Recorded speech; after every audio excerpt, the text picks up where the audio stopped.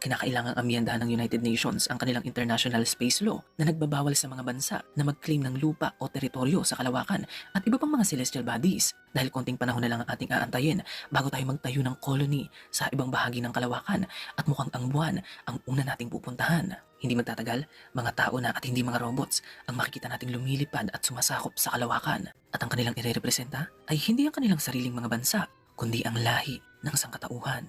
Ngayon, nang tagumpay ng marating ng tao ang buwan, base sa pagkakaalam natin, ito ang kauna-unahang pagkakataon na may organismong nakalabas sa daigdig at nakaapak sa ibang celestial body. Hindi basta-basta ang tagumpay na ito dahil sa tuwing pinapanood natin ang moon landing mission, pinagmamasdan natin ang future ng Homo sapiens. Alam kong nakakagulat ito mga ka-LE at mahirap itong paniwalaan, pero ang ating sibilisasyon na nagsimula ilang libong taon nang nakararaan ay nakatadhana na lumaganap sa solar system at ang moon landing ay ang ating unang hakbang upang makamit ito.